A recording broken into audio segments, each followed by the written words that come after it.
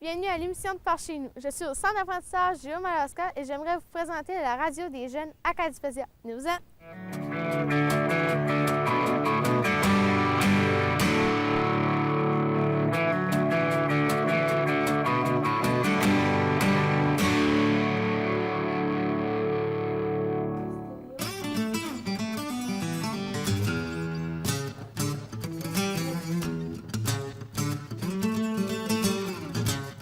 Acadipédia, c'est un site qui veut permettre aux jeunes francophones de prendre leur place sur le web.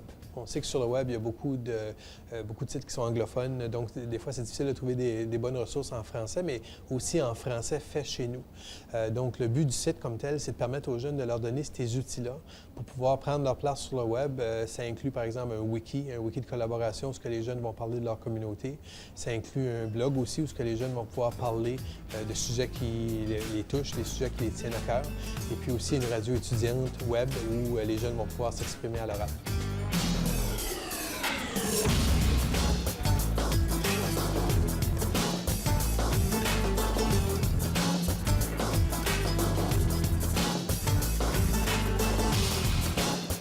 Ici, ce qui m'amène en Acadie, c'est le Congrès mondial. J'ai proposé au Congrès mondial d'organiser un mois de radio avec les enfants de l'Acadie, les jeunes de l'Acadie. Et c'est ça qui s'organise. Puis là, aujourd'hui, on a une activité ici qui nous permet de roder, de former des jeunes qui vont tous vouloir venir en faire au moment du Congrès mondial. On aurait 2 stations, une ici au Nouveau-Brunswick, à Edmundston, puis une autre au Témiscouata, et qui vont être reliées, qui vont diffuser sur l'FM, sur le web, sur plusieurs sites. Et puis, il va y avoir toutes sortes de technologies qui vont être mises à profit pour donner un large support à cette production de radio par les enfants, pour les enfants.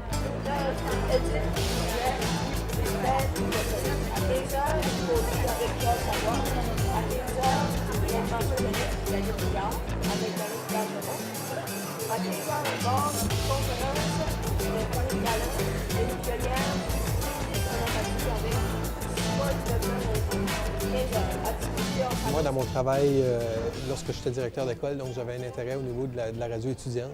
On avait développé dans l'école où je travaillais à ce moment-là une radio qui était sur la bande FM.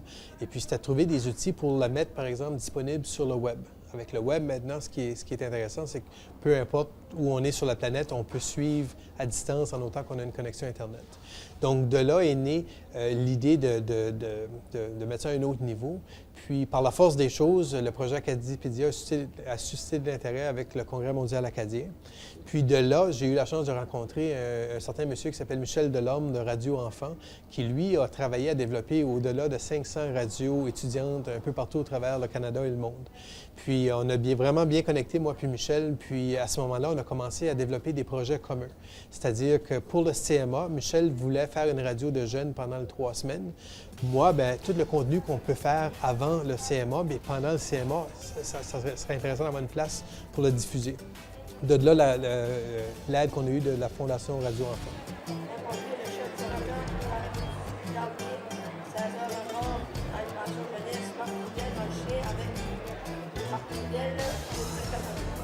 Alors, ça, les activités, jusqu'à 16h, nous allons continuer la musique avec Beau Geste de Henry G.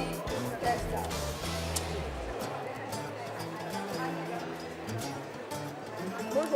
C'est un service qui va se faire, qui va se développer en permanence, puis il va y avoir de la production de radio qui va se ramasser de différentes écoles, de différents centres communautaires à travers l'Acadie qui pourraient fournir du contenu, qui pourront fournir du contenu radio et mettre ça sur le web et aussi retransmettre ça sur un service continu. Donc, de la radio qui vient des jeunes de l'Acadie et qui va être entendu sur plusieurs supports, notamment le web, mais aussi à l'occasion d'événements comme ceux qu'on produit. Comme l'été prochain, dans le cadre du Congrès mondial, il y aura des rediffusions de ces productions-là qu'on a faites ici, des diffusions, des enregistrements qu'on a faits. On va repasser ça au Congrès mondial, mais on va faire aussi du direct. Mais c'est pour créer un réseau pour les jeunes de l'Acadie, il y a un réseau qui va leur permettre de s'exprimer, de faire de la radio.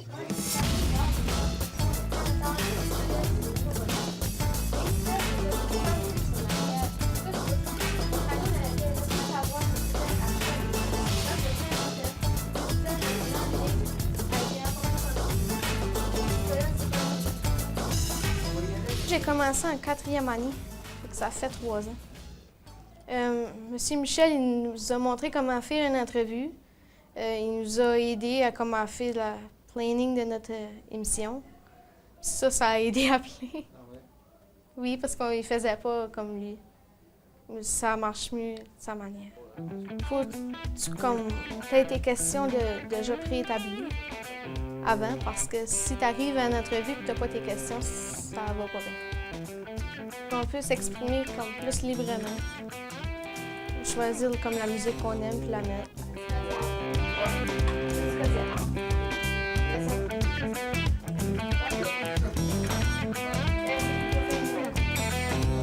Moi, j'ai toujours travaillé avec dans la radio, surtout la radio communautaire partout à travers le Canada, notamment ici en Acadie. J'ai aidé au développement, au démarrage des radios. Et aussi au plan international avec la création d'une association mondiale des radios communautaires et l'installation par la francophonie de à peu près une trentaine de stations de radio en Afrique, au Vietnam, un peu partout dans la francophonie. Et à chaque fois que je faisais de la radio, j'en faisais avec les enfants. Ça a tout le temps été une préoccupation. D'ailleurs, avec ma première fille, on faisait de la radio, puis ma deuxième aussi à l'école. Et je voyais toujours qu'il y avait quelque chose de fabuleux dans cette idée de la radio et les enfants. Et puis j'ai constaté aussi que les enfants sont le public le plus négligé par la radio. La radio est centrée sur les besoins, les aspirations des adultes. On voit bien que Radio-Canada et toutes les autres stations, il n'y a à peu près rien qui s'adresse aux enfants, puis encore moins qui leur laisse la possibilité de s'exprimer. Alors, j'ai travaillé depuis une quinzaine d'années, depuis 2000, à faire la radio au service des enfants. Puis d'abord par des expériences, puis on a installé aussi une première radio. On a demandé une licence, ça a été pénible d'obtenir ça. CRTC nous a donné une licence AM qui était très coûteuse à installer à Gatineau, Ottawa. Bien, on l'a fait et puis elle est en ondes depuis à peu près 2008. Et c'est la première radio dédiée aux gens qui sont âgés de 6 à 18 ans.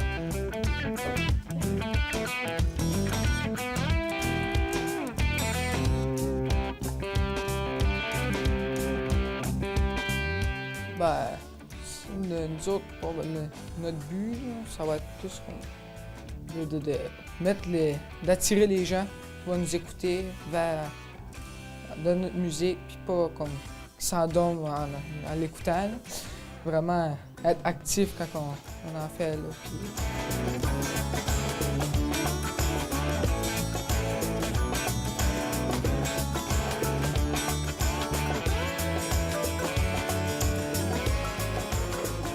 Je pense que les gens ne réalisent pas tout le temps le pouvoir de la force de ces médias-là. Par contre, ils réalisent assez rapidement lorsqu'ils vont publier, par exemple, des billets sur leur blog, puis ils vont être lus par des gens qui sont en France, par exemple. En fin de semaine, justement, il y a un élève qui a reçu un commentaire d'une personne en France par rapport à un texte qu'il avait écrit. C'est la même chose pour la radio. Lorsqu'on sait qu'il y a du monde qui vont nous écouter, du monde qui vont nous entendre, qui vont suivre nos émissions à distance, on a tendance à mieux se préparer, à faire attention à comment on parle, comment on se réécoute. Souvent, on veut recommencer parce qu'on n'est pas satisfait de la première fois. C'est la même chose au niveau de l'écriture. On écrit, on a nos amis qui nous relient. C'est pas très souvent que des outils d'apprentissage comme ça dans une salle de classe vont faire que les élèves vont s'engager à un tel niveau.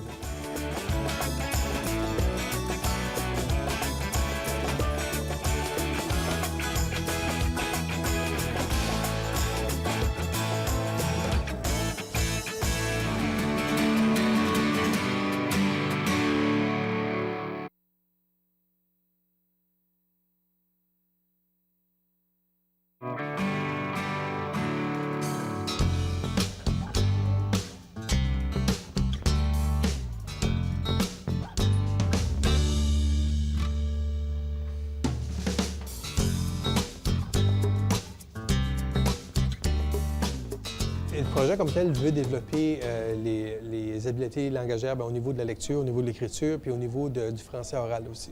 Donc moi, j'ai la chance, avec mon travail, de me promener dans les écoles, de présenter un petit peu ces outils-là, donc le blog, la radio. Puis souvent, lorsque je fais une demi-journée, une journée de formation avec les élèves, souvent les élèves quittent en disant à l'enseignante qu'ils ont hâte de retourner écrire. J'ai une enseignante dernièrement qui me disait qu'elle ne se rappelait pas que ça avait déjà arrivé dans un cours de français, que les élèves lui disaient qu'ils avaient hâte de retourner écrire quelque chose. Donc, souvent, on sous-estime le potentiel de ces outils-là. Ce qui est intéressant, c'est qu'avec le web, la plupart de ces outils-là sont déjà disponibles, puis souvent, c'est gratuit aussi.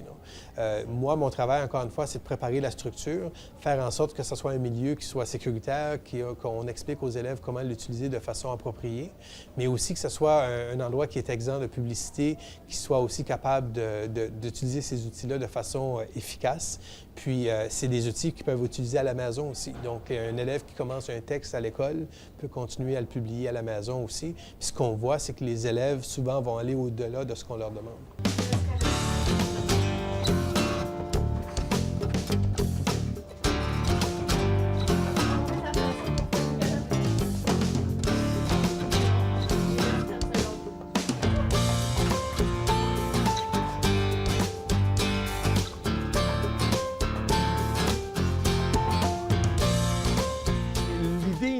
C'est que les enfants sont bons à la radio, c'est bon pour eux autres de faire de la radio et c'est bon pour la société d'entendre les enfants. Et tout le monde qui vient ici interviewer, qui ont fait plein d'interviews dans la vie, ils disent tout le temps que c'est magique, c'est beau et puis c'est nouveau, c'est différent. Ben oui, c'est différent, puis les enfants, ils apprennent vite fait à faire de la radio. Le vocal, le verbal, le verbatim et tout ça, ils sont bons là-dedans. Puis la technologie aussi, maîtriser les équipements, ils font ça plus vite que nous autres. Donc pourquoi pas de la radio au service des enfants? Ben, moi, j'aime ça la radio, je l'en faisais, ça fait longtemps. Puis j'ai eu la chance de participer à Acadipédia avec M. Roberto, au vin, puis c'est un métier que j'aimerais faire plus tard, puis c'est ça.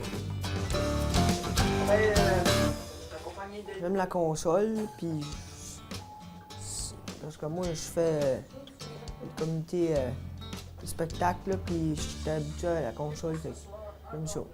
C'est ça que j'ai décidé de faire la radio.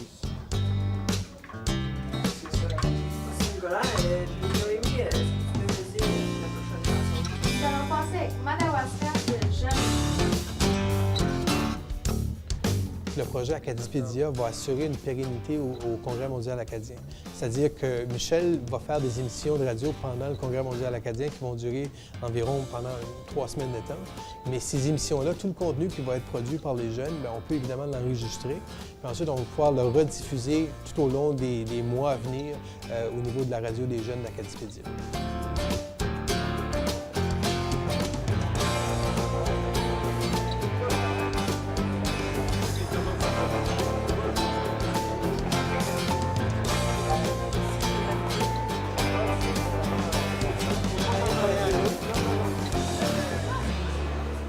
On demande une licence, comme là, on a demandé une licence pour 4-5 jours, et l'inspecteur est venu ici nous donner l'autorisation pour avoir vérifié si tout était conforme techniquement, qu'il n'y avait pas de brouillage dans les autres zones, notamment aériennes pour les avions. Donc, on a cette licence-là d'Industrie Canada qui nous permet de diffuser pendant 5-6 jours. L'été prochain, au mois d'août, on va demander 2 licences, une ici puis une pour le Témiscouata, et d'un mois, 29 jours, et puis on va être en ondes pendant ce mois-là.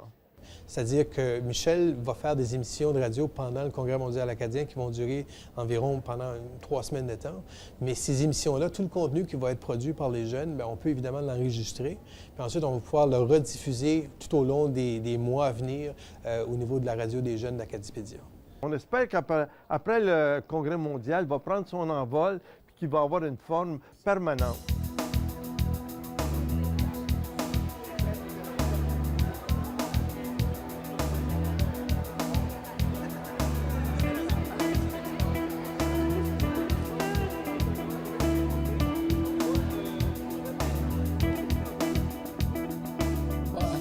C'est le fun de travailler avec eux autres. Ça, ouais. Monsieur Michel, lui, ben, il nous permet d'apprendre comment faire des entrevues, comme il faut. Monsieur Roberto, lui, ben, il nous explique plus les consoles puis les systèmes comme ça. Puis là, ben, ça nous aide à en apprendre plus sur les consoles. Puis ouais. Ça nous prouve qu'il y a quelqu'un qui est avec nous autres pour nous dire « Vas-y, on est là avec toi », puis ça. Puis...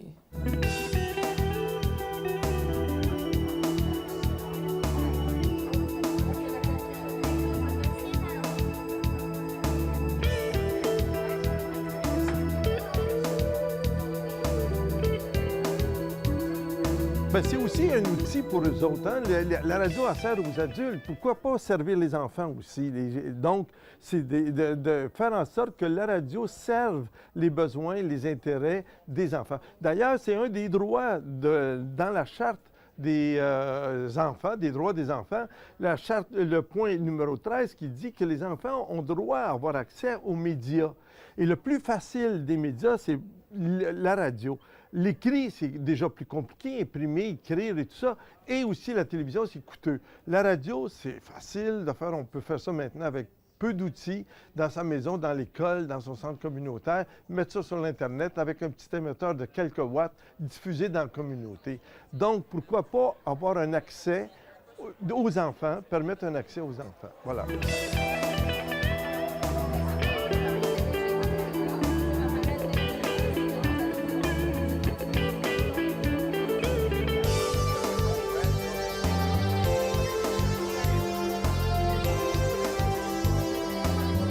Une des raisons que la radio des jeunes d'Acadipédia est capable de diffuser présentement sur le web, c'est qu'on a reçu de Radio Enfants une subvention pour nous permettre d'acheter les droits de diffusion sur le web, donc avec un service qui s'appelle Ustream. Et puis, donc, il y a des frais qui sont associés à ça, évidemment, mais c'est aussi au niveau de l'expertise. Michel a une expertise, je pense qu'il a déjà fait ça avant dans d'autres endroits. Puis le fait de pouvoir bénéficier de cette expertise-là, c'est inestimable pour nous autres ici au niveau de la région. Le pancréas, la puberté ainsi que les oreilles.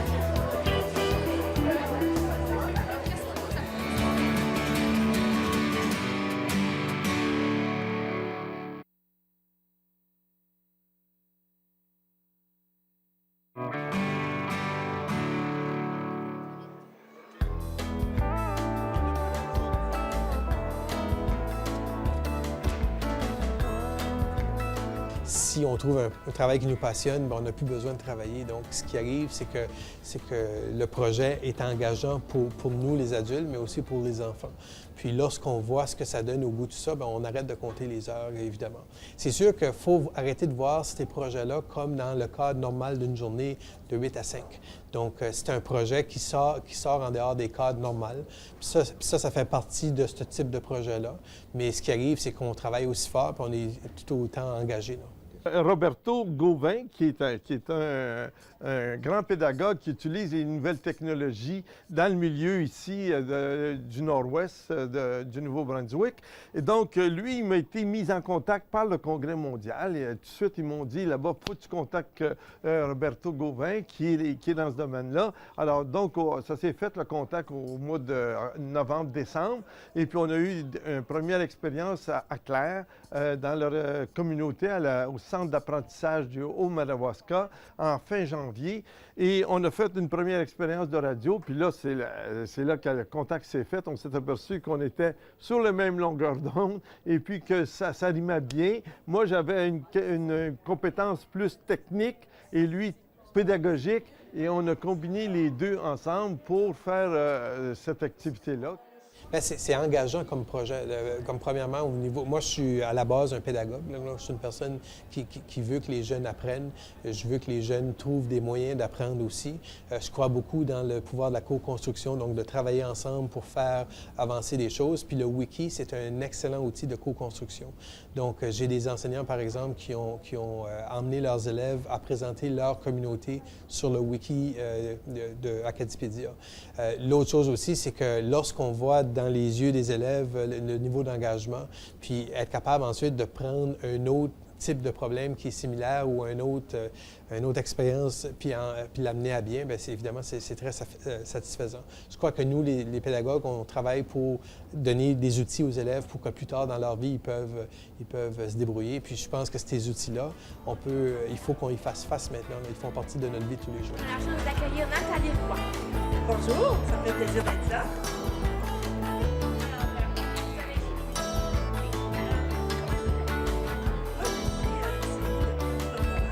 Ce qui est nouveau, là, c'est que c'est cette volonté, puis aussi cette expertise-là qu'ils ont développée. Donc, moi, j'ai vraiment l'impression de travailler avec quelqu'un qui est en avant-garde. Et puis, ça rime avec cette volonté-là d'avoir une place, de créer une place pour les jeunes dans le domaine de la radio. Donc, oui, c'est unique, ça, cette chance-là. Moi, j'ai pas vu ça ailleurs, au Québec, au Canada. D'ailleurs, il y a beaucoup de gens qui viennent du Québec au colloque qu'ils ont organisé à Clare. Donc, il y a une avant-garde ici, dans un petit milieu, et puis pour développer l'utilisation des nouvelles technologies au profit des jeunes. Tout projet innovateur, on est sous le microscope. On est regardé de façon plus ou moins directe. Je vais présenter justement le projet à l'Attica dans quelques semaines à Moncton. Puis tranquillement, pas vite, ça commence à faire son petit bout de chemin. C'est sûr qu'à la base, si je regarde les premiers mois, bien, on était dans la base organisationnelle, préparée. Là, on est vers la fin de l'année, on est à un temps où on commence à être on paraît le mieux. Donc c'est à ce moment-là que ça va commencer, je pense, à débloquer.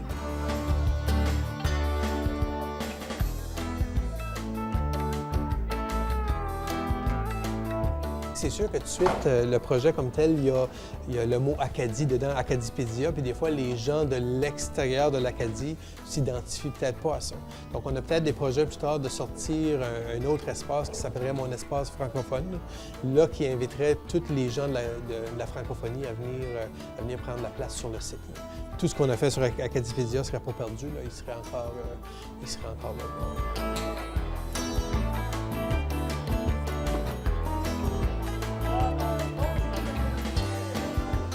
Bien, évidemment, si on pourrait aller chercher d'autres écoles, je pense que ça donnerait un peu de notoriété au projet comme tel. Voir les jeunes engagés à un niveau provincial, ça serait vraiment intéressant. C'est-à-dire de pouvoir le matin aller sur le site web, écouter des émissions de radio faites par des jeunes d'un peu partout de la province, de la musique d'un peu partout de la province. Je pense que c'est un peu ça le caractère rassembleur du projet. C'est sûr que là, on est à la phase initiale, ça commence. Puis des choses comme ça prend du temps. Donc, ça prend quelques années à se développer. Mais là, on a les bases, je pense, assez solides pour pouvoir aller plus loin. Puis on espère, en tout cas, on a des projets avec Patrimoine canadien, avec d'autres organismes. On espère pouvoir monter justement la barre à un autre niveau.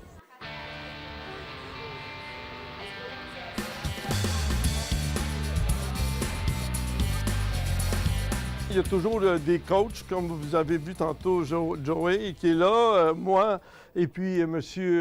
Gauvin qui est là. Donc, Joey Nadeau, qui travaille à une station ici à Edmundston, qui les aide, puis moi, je suis tout le temps là à surveiller, mais ils apprennent vite. Donc, on leur donne quelques consignes techniques, la console, ils savent faire ce qu'il ne faut pas faire, puis aussi toute la question de l'Internet et tout ça. Donc, ils sont habilités, les micros aussi, ils possèdent ça assez rapidement. Et voilà, ça va bien comme ça. Et puis, la formation est assez facile. Et puis, le démarrage aussi, on s'est rencontrés jeudi matin à 9 h, et puis à 3 h, ils étaient prêts à travailler. Mais tout de suite, on les organisait en équipe, et puis les équipes avaient des mandats spécifiques, ils ont réparti les heures de programmation ensemble. Ils ont tout fait ça, puis ils travaillent. Il y a beaucoup un travail d'équipe, de coordination, de travail avec les autres. Donc, il faut tout cet apprentissage-là. Ils prennent à tour de rôle des tâches au micro ou à la console. Fait qu'ils sont tous mobiles à l'intérieur de leur équipe. C'est aussi au niveau de l'expertise. Michel a une expertise, je pense qu'il a déjà fait ça avant dans d'autres endroits. Puis le fait de pouvoir bénéficier de cette expertise-là, c'est inestimable pour nous autres ici au niveau de la région. Quand même dans la lignée journalistique, mais bon, il y en a tellement, comment je me serais distinguée. Et là, c'est l'idée du personnage qui m'est venue. Je dis, je partirais